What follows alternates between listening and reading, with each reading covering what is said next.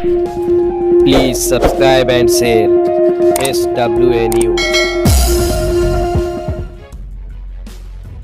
कैसा है कि शाहिद भाई, अभी आपने खुद ही कहा कि दो लोग बीजेपी के आए हैं। ये दो लोग क्यों आए हैं? एक आए हैं जनाब अबू हाशिम आजमी साहब का वोट काटने के लिए आए हैं, दूसरे आए हैं कि बीजेपी उनको सपोर्ट करके उनको आगे रेस में करे। लेकिन गोंडी की जनता को जो बाहर वाले आए हैं, नवाब मलिक साहब हो या कोई भी हो, अगर जो गोंडी की जनता को बेवकूफ़ समझ रहे तो गोंडी की जनता बेवकूफ़ नहीं है, बहुत होशियार है, बहुत होशियार है जनता यहाँ की। और जनता ने अपनी होशियारी 3 मरतबा दिखाई है और इंशाल्लाह चौथी मरतबा भी दिखाएगी। जनाब अबू हाशिम आजमी साहब को बड़ी ताकत से, बड़े वोटों से जीत दिलाएगी। और देखिए, आप पहली मरतबा अबू हाशिम आजमी जीते थे तो कुछ ज्यादा वोटों से जीते, फिर सेकंड टाइम जीते तो और ज्यादा वोट से जीते, थर्ड टाइम जीते तो और ज्यादा वोट से जीते। इंशाल्लाह अब सबका रिकॉर्ड तोड़ के और ज्यादा वोट से जीतेंगे। आपकी ऐसा लगता है कि जीतना ही मुश्किल है? ऐसा आप लोगों को लगता है? आप लोग गली गली में जाइए और किसी व्यक्तिगत मतलब किसी पार्टी के व्यक्ति किसी नहीं पूछिए आप सवाल। आपको सवाल करना है तो किसी मतलब कि एक आम जनता से जाके पूछिए। आम जनता से जाके पूछिए कि 15 साल गोंडी का क्या हाल था। क्या 15 साल पहले गोंडी में पानी था?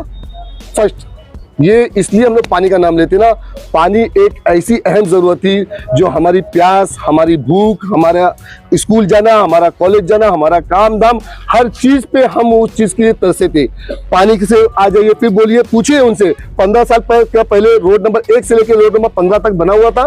क्या 15 साल 5-5 माले 4-4 माले घर थे? एक घर था हमारे पास, एक घर में 10 बाई 15 बाई 14 फीट के घर में यहाँ के जो परिवार था, हम लोग खुद दो भाई थे। मैं खुद अपने हमारे एक दोस्त हैं, हम लोग उसके घर पे चले जाते, कुछ दोस्त अहबाब हमारे रिश्तेदार आ जाते थे, हम लोग उनके घर पे जाके सोते थे।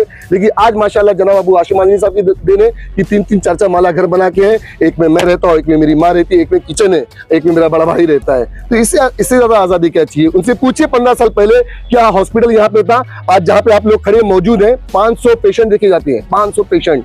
डायलिसिस फ्री मशीन यहाँ पे लगी हुई है, जनाब अबू हाशिम आजमी की पैसों से लगी हुई है। आज उनसे जाके पूछिए कि 3-3 माले स्कूल थे यहाँ पे, क्या ATM कार्ड था यहाँ पे, क्या पेट्रोल पंप था यहाँ पे, क्या यहाँ पे फ्लाईओवर था, ब्रिज था?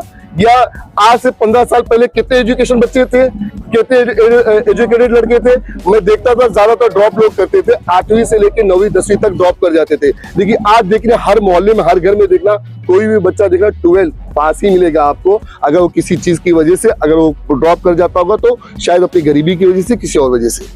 गोंडी को नशे के नाम पे जो उछाला जाता है, नशा नशा नशा बदनाम करते हैं। मैं बार बार आप लोगों के माध्यम से ये बोलूंगा, अल्लाह ने इस जुबान दी है, ये टंक है ना टंक, इस जुबान से ना जो गोंडी को बदनाम कर रहे हैं, मैं उनको ये भी बोल सकता हूँ कि तुम्हारी बहनें ना इस चीज का कारोबार करती हैं, तुम्हारी माएँ बेचती होंगी।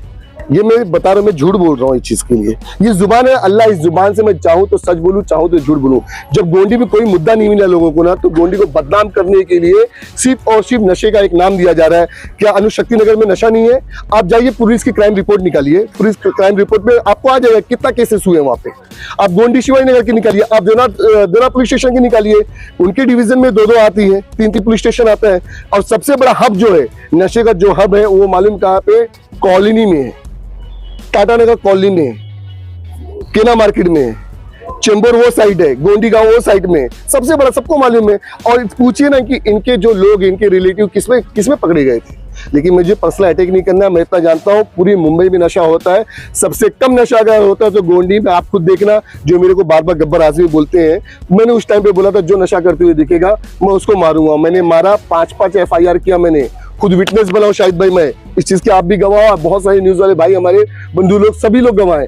मैंने उन लोगों पर FIR करवाया, मैं उनका विटनेस बना। यहाँ पे विटनेस बनने के लिए कोई तैयार नहीं है। आज राजनीति के अदर पार्टी के लोग जो आए हैं वो सिर्फ इल्जाम लगा रहे हैं, ये झूठा इल्जाम है। और गोंडी की जनता इंशाल्लाह ताला 20 तारीख को इनको इस चीज का जवाब देगी। तो आप ये मानते हैं कि ये नशे का जो बात हो रही है कि यहाँ गोंडी में नशा बढ़ रहा है, वो एक अफवाह है? गोंडी में नशा नहीं बढ़ा है।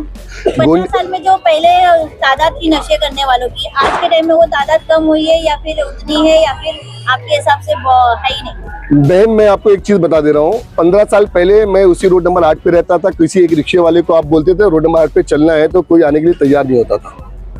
ये जग जाहिर है और इसके लिए मैं हल्फिया बता सकता हूँ, 50 हजारों में विटनेस खड़ा कर सकता हूँ।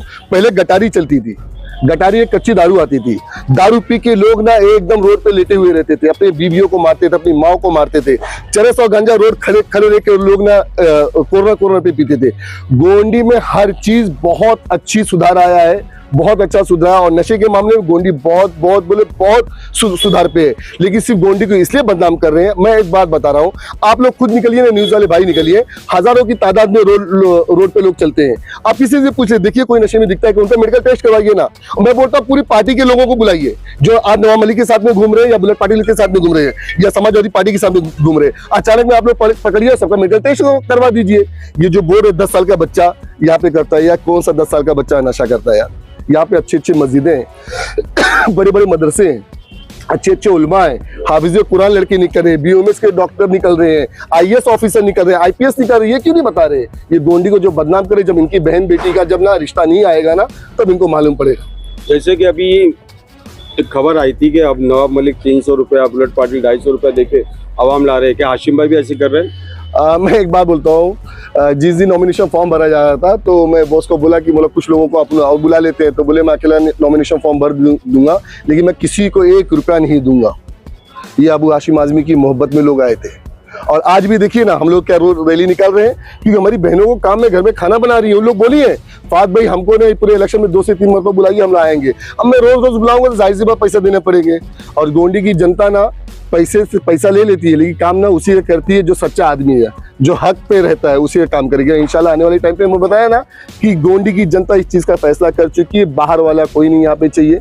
समाजवादी पार्टी ने काम किया है और आजमाए हुए को आजमाया नहीं जाता है। इंशाल्लाह वापस से जनाब अबू हाशिम आजमी साहब को क़यादत में ही वो लोग रहेंगे। और इसकी वजह सबसे बड़ी ये है कि अबू हाशिम आजमी साहब जब कहीं 3 पर्दे की बात आती है, जब कहीं मस्जिद की मीनार पे बात आती है, जब कहीं 3 तलाक की बात आती है, समझ लो, जब कहीं किसी मस्जिद पे हमला होता है, किसी दरगाह पे हमला होता है, तो कोई भी आमदार एज अ मुस्लिम किसी की भी आप एक क्लिप नहीं दिखा सकते हो, किसी का पुछता हाल पूछने के लिए नहीं गए होंगे। जब फेक एनकाउंटर होता है यहाँ से लेकर हैदराबाद तक, 8 साल पहले मैं खुद अबू हाशिम आजमी साहब के साथ में गया था। उनके बहुत ही सगे एक बाप के जैसे थे शाहिद भाई, उनका इंतकाल हो गया था। कसम से उनके जनाजे की नमाज पढ़ के मुझे लगा शायद कैंसिल कर देंगे, लेकिन उन्होंने क्या कहा कि वहाँ मेरी कुछ माँ बहनें इंतजार कर रही हैदराबाद में। हैदराबाद गए, धरना मोर्चा किए, फेक इनकाउंटर की पूरी रिपोर्ट निकलवाए और इवन 15 लाख रुपये उस टाइम पे मुझे मालूम 15 लाख रुपये उनको मदद भी करके आए। क्या जरूरत तुमको हैदराबाद जाने के लिए? क्या जरूरत वहां पे उनको इलेक्शन लड़वाना है? लेकिन वो आदमी फिक्रमंद है, वो कौम का असल में हकीकत में वो कौम के फिक्रमंद होते हैं, कौम के लिए रहबर है, उनकी रहनुमाई हर कोई चाहता है। क्या लग रहा है आपको, क्या लग रहा है कि सभी लोग मिलके अबू हाशिम आजमी को हराने के प्लान में? आप WWF देखते होंगे और अच्छी अच्छी कुश्ती भी देखते होंगे।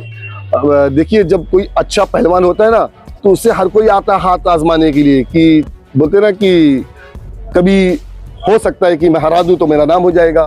तो लोग अपनी किस्मत आजमा रहे हैं बड़े पहलवान से लड़ने के लिए, कि शायद इनको उसमें मिल जाएगी, जीत मिल जाएगी। लेकिन पहलवान तो पहलवान होता है और वो पहलवान अभी भी सो नहीं रहा है, जाग रहा है और दौड़ रहा है। हम लोग खुद अबू हाशिम आजमी साहब जब चलते हैं ना तो थक जाते हैं, लेकिन वो इंसान नहीं थकते हैं, क्योंकि उनका वो जज्बा, वो चीज़ अलग है। आपको फिर बता दो, अल्लाह की बहुत बड़ी उनके ऊपर रहमत है, बुजुर्गों की दुआ है, आलिमों उलमाओं की दुआ है, माओ हमारी माँ बहनों की, यहाँ की गोंडी की गरीब जनता की, हिंदुस्तान की गरीब आवाम की, उनके साथ दुआएं चलती है। बात आज में हमारा आखिरी सवाल आपसे ये है कि जिस तरह एक सोशल मीडिया पे काफी चर्चा चल रही 2 से 3 दिनों की, आपने किसी को रिसेंटली धमकाया है, FIR दर्ज हुई या NC दर्ज हुई, जो भी, इस बारे में आप क्या कहना चाहेंगे? कोई FIR दर्ज नहीं हुई है और मैंने किसी को धमकी नहीं दिया हूँ। मेरे बारे में किसी ने कुछ टिप्पणी किया था, गब्बर आजमी, और मेरी पार्टी के ऊपर क्लैशन लगाता है, बार बार इल्ज़ाम लगाता है। तो मैंने उससे कहा था कि मुझ पे इल्ज़ाम मत लगाइए, ये बार बार जो आप इल्ज़ाम लगा रहे हैं, झूठा इल्ज़ाम लगा रहे हैं, इसके लिए आपको कोई ना कोई चीज़ भुगतान भुगतना पड़ जाएगा। सिर्फ मैंने ये कि उसको कहा है, मैंने किसी को धमकी नहीं दिया और धमकी देने लायक कोई नहीं था। धमकी नहीं देता भाई, जिस दिन करूंगा सामने आगे करूंगा। नाम फहद आजमी है और सबको मालूम, जग जाहिर है, मैं किसी को भी ऐसी कोई काम नहीं करूंगा जिससे किसी का दिल दुखे, और मैं उसी आदमी को बोलूंगा जो मेरे साथ गलत करेगा, मैं उसके साथ गलत करूँ।